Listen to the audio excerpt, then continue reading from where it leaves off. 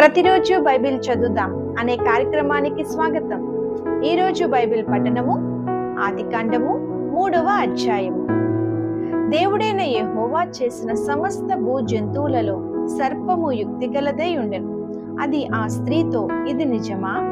ఈ తోట చెట్లలో దేని ఫలములనైనను మీరు తినకూడదని దేవుడు చెప్పెనా అని అడిగెను. అందుకు స్త్రీ, ఈ తోట చెట్ల ఫలములను మేము తినవచ్చును. అయితే తోట మధ్యనున్న చెట్టు ఫలములను గుచ్చి దేవుడు మీరు చావకుండునట్లు వాటిని తినకూడదనియు వాటిని ముట్టకూడదనియు చెప్పెనని సర్పముతో అనెను.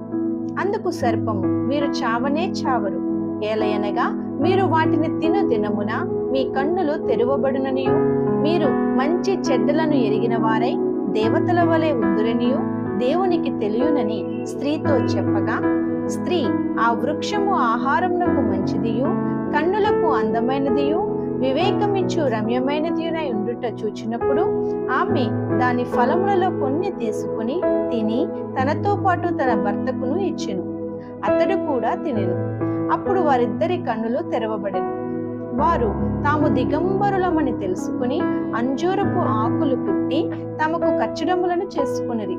చల్లపూటను ఆదామును అతని భార్యయు తోటలో సంచరించుచున్న దేవుడైన యెహోవా స్వరము విని దేవుడైన యెహోవా ఎదుటికి రాకుండా తోట చెట్ల మధ్యను దాగుకొనగా, దేవుడైన యెహోవా ఆదామును పిలిచి, నీవు ఎక్కడ ఉన్నావనెను. అందుకతడు, నేను తోటలో నీ స్వరము వినినప్పుడు దిగంబరినిగా ఉంటిని గనుక భయపడి దాగుకొంటినెను. అందుకాయన, నీవు దిగంబరివని నీకు తెలిపినవాడెవడు? నీవు తినకూడదని నేను నీకు ఆజ్ఞాపించిన వృక్ష ఫలములు తింటివా అని అడిగాను.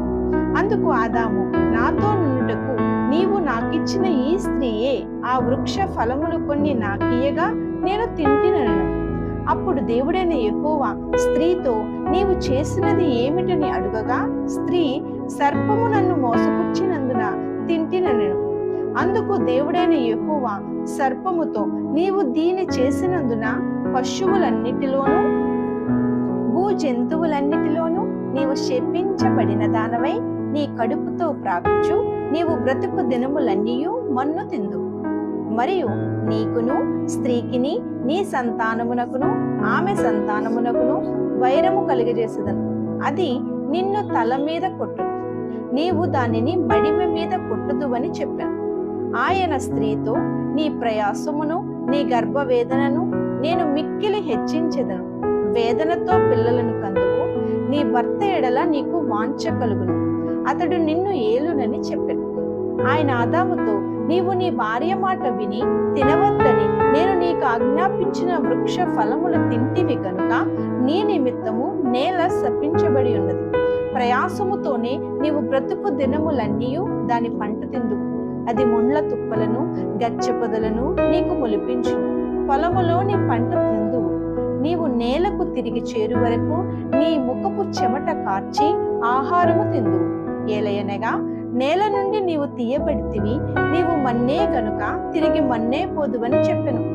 ఆదాము తన భార్యకు హవ్వ అని పేరు పెట్టెను. ఏలయనగా ఆమె జీవము గల ప్రతి వానికిని తల్లి. దేవుడైన యెహోవా ఆదామునకును అతని భార్యకును చర్మపు చొక్కాయలను చేయించి వారికి తొడిగించెను. అప్పుడు దేవుడైన యెహోవా, ఇదిగో మంచి చెడ్డలను ఎరుగునట్లు ఆదాము మనలో ఒకని వంటి వాడాయను.